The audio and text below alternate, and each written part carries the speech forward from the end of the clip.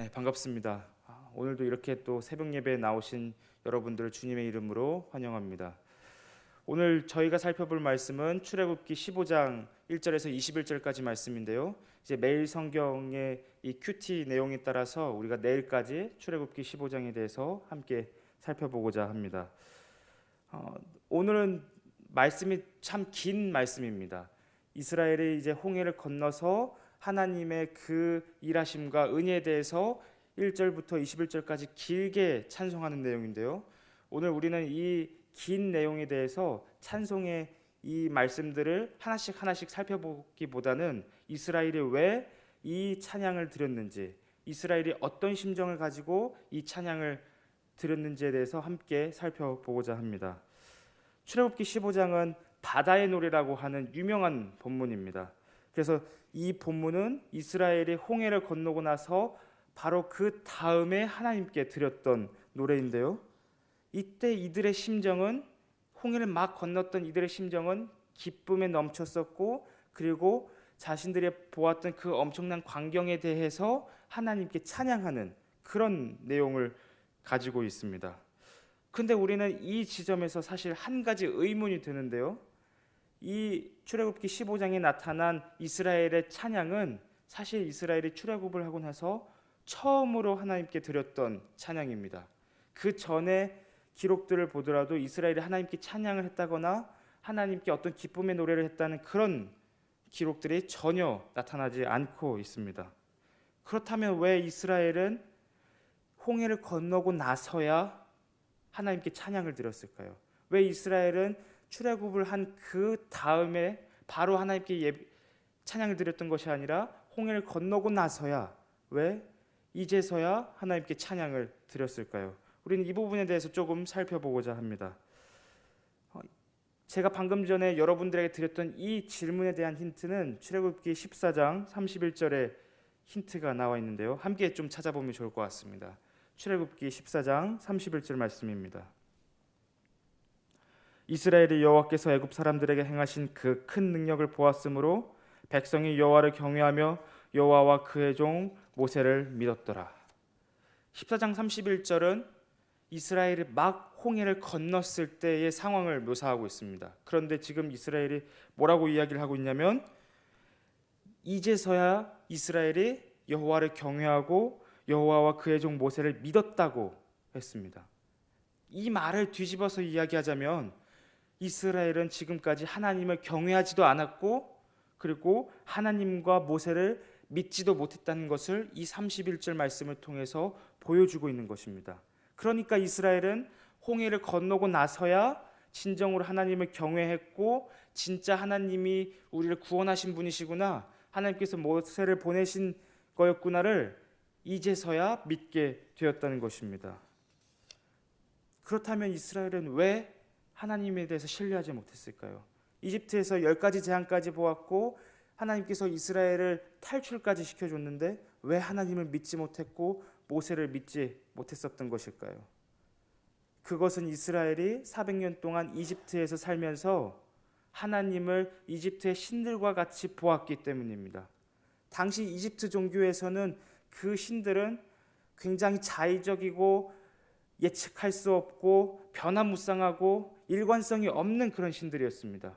어쩔 때는 사람들을 도와주기도 했지만 어쩔 때는 사람들을 무시하고 사람들을 죽음에까지 내몰았던 그런 매몰찼던 신들이었습니다. 이스라엘은 400년 동안 그 이집트에서 살면서 하나님을 그 이집트의 신들과 같이 예측할 수 없고 너무나도 변화하신 분이시고 우리를 위하신 것이 아니라 자기 자신만을 위하신 그런 신으로 생각했을지도 모르겠습니다. 그렇기 때문에 이스라엘은 아마도 이집트에서 이렇게 생각했을 겁니다. 여호와라는 신이 400년 동안 우리한테 나타나지 않았다가 갑자기 우리를 도와준다고? 갑자기 우리를 구원하시겠다고? 그래, 어떻게 하는지 보자 하면서 아마 10가지 재앙을 보았을 것입니다. 그리고 그 10가지 재앙을 보고 그래, 우리를 좀 도와주신 분인 것 같긴 하네, 이런 생각을 했을 것입니다. 그리고 이스라엘이 출애굽을 하면서도 그들은 어떤 마음을 가졌었냐면, 이러다가 우리 광야에서 그냥 갑자기 이 여호와라는 하나님이 우리를 떠나버리면 우리는 어떻게 되는 거지? 이런 불안한 심정을 가지고 불안한 마음을 가지고 광야길을 떠났었을 것입니다. 그런데 이스라엘이 이 광야길에 들어서자마자 어떤 일이 일어납니까? 그들은 홍해에 다다르게 되고, 그리고 이 소식을 들은 이집트의 파라오는 이들을 추격하기 시작합니다. 이스라엘은 이런 상황을 듣게 되면서 이런 생각을 했었을 겁니다. 거봐라, 여호와라는 신도 우리를 그렇게 도와줬다고 하지만 다시 마음을 바꿔가지고 우리를 광야에서 죽이려고 하는 거 아니야? 이런 심정을 가지고 있었을 것입니다. 그래서 실제로 이스라엘은 모세에게 이렇게 불평을 쏟아내는데요. 출애굽기 14장 11절에서 12절 말씀을 제가 세번역 성경으로 조금 읽어드리겠습니다. 그들은 모세를 원망하며 말하였다. 이집트에는 묫자리가 없어서 우리를 이 광야에다 끌어내어 죽이려는 것입니까? 우리를 이집트에서 끌어내어 여기서 이런 일을 당하게 하다니 왜 우리를 이렇게 만드십니까? 이집트에 있을 때 우리가 이미 당신에게 말하지 않았습니까? 광야에 나가서 죽는 것보다 이집트 사람을 섬기는 것이 더 나으니 우리가 이집트 사람을 섬기게 그대로 내버려 두라고 하지 않았습니까? 이스라엘이 홍해에서 모세에게 불평했었던 내용이었고, 이스라엘이 하나님께 불평했던 내용이 바로 이것입니다. 이처럼 홍해는 이스라엘의 생존을 위협하는 장벽으로 다가왔고, 동시에 이스라엘의 마음속에 하나님은 도무지 신뢰할 수 없는 분으로 생각한다는 것을 드러내는 그런 장치의 역할을 했습니다. 마찬가지로 우리 삶 속에 다가왔던 고난이 이런 역할을 할 수도 있을 것 같습니다. 우리 삶 속에 고난이 다가왔을 때 우리는 마치 홍해 앞에 선 이스라엘과 같이 거봐, 하나님 믿을 수 없는 존재야 라고 생각할 수도 있을 것 같습니다. 우리의 생존을 위협하는 이 고난이 하나님 저한테 왜 이러십니까? 하나님은 믿을 수 없는 그런 분이십니까? 라고 되물을 수도 있을 것 같습니다. 그런데 하나님은 이 홍해라는 것을 통해서 하나님의 일들을 이루시고자 하는데요. 출애굽기 14장 4절입니다. 하나님은 모세에게 이렇게 말씀하십니다. 내가 그와 그의 온 군대로 말미암아 영광을 얻어 애굽 사람들이 나를 여호와인 줄 알게 하리라. 하나님은 홍해를 통해서 무엇을 이루고자 하시는 겁니까?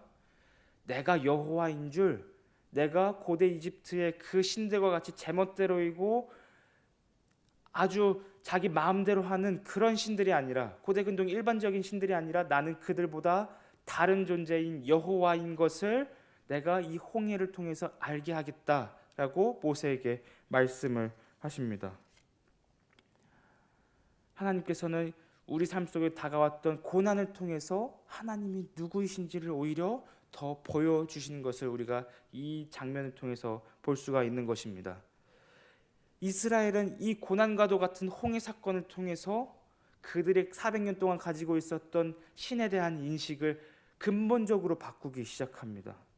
자신들과 함께 하셨던 여호와 하나님께서 고대 근동의 신들처럼 변덕스럽고 제멋대로이고 자의적인 분이 아니라 자신의 조상들과 아브라함과 이삭과 야곱에게 하셨던 그 언약을 신실하게 지키시고 신실하게 하나님을 믿을 수 있는 분이라는 것을 이스라엘은 홍해 사건을 통해서 머리로 한 것이 아니라 삶으로 체득하게 된 것입니다. 그렇기 때문에 우리는 여기서 한 가지 알 수 있는 것은 저와 여러분의 삶 속에 다가왔던 이 고난이라는 것이 오히려 하나님을, 머릿속으로만 알고 있었던 하나님을 내 삶으로 경험하는 그런 신앙의 체험이 될 수 있다는 것을 우리가 이 본문을 통해서 볼 수가 있습니다. 하나님께서 이스라엘에게 주셨던 이 홍해 사건, 이 사건을 통해서 이스라엘은 자신들의 그 생각들이, 그 아집들이, 자신들의 불신이 깨어지게 되었습니다. 이 모든 것이 사실 하나님의 일하심 때문에, 하나님께서 이스라엘을 향하여 여호와께서 어떤 분이신지 누구신지를 보여주시기 위한 하나님의 일하심에서부터 비롯된 것입니다. 그렇기 때문에 하나님을 믿어지게 되는 이 경험은, 우리가 하나님을 믿는 것은, 이스라엘이 하나님을 믿게 되는 것은 다 하나님의 일하심 때문이라는 것입니다. 이스라엘의 실력과 이스라엘의 신앙, 이스라엘 종교심 때문에 하나님을 믿게 된 것이 아니라 하나님께서 이스라엘을 향한 그 구원의 큰 역사 때문에 이스라엘이 드디어 하나님을 믿기 시작했다는 것입니다. 의심의 눈초리가 이제는 믿음으로 바뀌게 되었다는 것입니다. 그리고 이런 신앙의 경험은 어디까지 나아가냐면 하나님을 찬양하는 이 출애굽기 15장 본문으로까지 나아가게 됩니다. 사랑하는 성도 여러분, 우리는 여기서 신앙의 원리를 한 가지 알 수가 있습니다. 이스라엘의 신앙과 믿음은 어디에서 비롯된 것입니까? 하나님의 일하심에서부터 비롯된 것입니다. 그렇다면 저와 여러분의 믿음도 우리가 하나님을 믿고 싶어서, 우리가 예수 그리스도를 믿고 싶어서 믿게 된 것이 아니라 하나님께서 우리를 위해 하신 그 큰 일 때문에, 구원의 역사 때문에 우리가 하나님을 믿어지게 된 것이라는 것입니다. 우리 안에는 하나님을 믿을 만한 어떤 실력과 어떤 능력이 전혀 없습니다. 우리가 하나님을 믿게 된 것은, 하나님을 알게 된 것은, 하나님께서 여호와라는 것을 인식하게 된 것은 하나님께서 우리를 위하여 일하셨기 때문에 우리가 믿음을 가질 수 있게 된 것입니다. 그리고 이것이 출애굽기 15장에 나타났던 하나님을 향한 찬양과 같이 이것이 저와 여러분의 찬양이 되는 것입니다.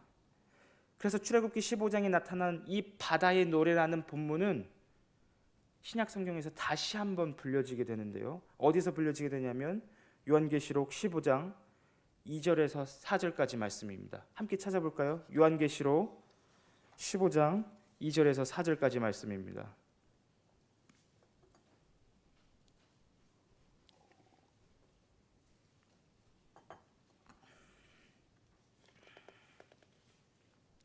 요한계시록 15장 2절에서 4절 말씀입니다. 제가 읽어드리겠습니다. 또 내가 보니 불이 섞인 유리바다 같은 것이 있고 짐승과 그의 우상과 그의 이름의 수를 이기고 벗어난 자들이 유리바닷가에 서서 하나님의 검은 고를 가지고 하나님의 종 모세의 노래 어린 양의 노래를 불러 이르되 주 하나님 곧 전능하신 이시여 하시는 일이 크고 놀라우시도다. 만국의 왕이시여 주의 길이 의롭고 참되시도다. 주여 누가 주의 이름을 두려워하지 아니하며 영화롭게 하지 아니하오리이까. 오직 주만 거룩하시니이다. 주의 의로우신 일이 나타났음에 만국에 와서 주께 경배하리다 하더라. 요한계시록 15장 3절을 보시면 출애굽기 15장에 등장한 모세의 노래가 뭐라고 불리고 있냐면 어린 양의 노래라고 불리면서 다시 한번 등장하고 있습니다. 이 노래가 지금 어디에서 울려 퍼지고 있습니까? 요한계시록 15장에서 어디서 울려 퍼지고 있습니까? 유리 바닷가에서 이 노래가 울려 퍼지고 있습니다. 이 유리 바닷가가 어떤 장소에 있냐면 사탄의 세력들이, 짐승이라고 대표되는 사탄의 세력들이 최종적으로 심판을 당한 곳이 이 유리 바닷가입니다. 그리고 하나님의 성도들은 이 유리 바닷가에서 사탄의 세력들이 심판당한 것을 보고 어린 양께 찬양을 드리는, 기쁨에 넘쳐서 어린 양께 찬양을 드리는 장면이 이 요한계시록 15장 장면입니다. 그렇다면 이 사탄의 세력들은 어떻게 패배했습니까? 하나님께서 이 사탄의 세력을 어떻게 물리치시고 어떻게 이기시고 그리고 성도들은 어떻게 그 승리에 참여했습니까? 너무나도 잘 알고 있는 예수 그리스도의 십자가 사건과 그리고 부활을 통해서입니다. 예수 그리스도의 십자가 사건을 통해서 사탄은 최종적으로 패배하게 되었고 그리스도의 부활로 말미암아 우리는 최종적으로 승리하게 된 것입니다.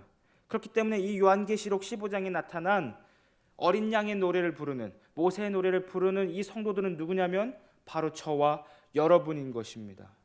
저와 여러분이 이 노래를 부르는 당사자들이라는 것입니다. 말씀을 좀 맺고자 합니다.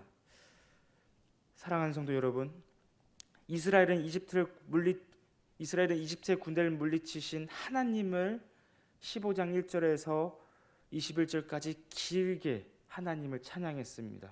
기쁨에 넘쳐서 하나님께서 우리 삶 가운데 이렇게 역사하셨다는 것을 자랑하는 마음으로써 하나님께 찬양했습니다. 하나님을 불신했던 이스라엘이 하나님의 일하심으로 말미암아 하나님을 믿게 되었고 하나님을 신뢰할 수 있게 되었고 그리고 하나님을 찬양할 수 있게 되었습니다. 그리고 저와 여러분들도 동일하게 하나님의 일하심으로 하나님을 믿는 믿음이 생긴 것입니다. 우리는 예수 그리스도의 십자가 사건과 부활을 통해서 여호와 하나님께서 누구신지를 알게 된 것입니다. 우리를 위하여 아들을 내어주시기까지 한 아버지이심을 알게 되었고 우리를 위하여 목숨을 내어주신 아들이심을 알게 되었고 그리고 우리와 함께 하시는 하나님의 영이심을 우리는 예수 그리스도의 십자가 사건과 부활을 통해서 알게 된 것입니다. 오늘 우리가 다룬 이 말씀이 또 한 주를 살아가는 그리고 오늘 하루를 살아가는 저와 여러분에게 힘이 되고 은혜가 되는 말씀이 되기를 소망합니다. 기도하겠습니다.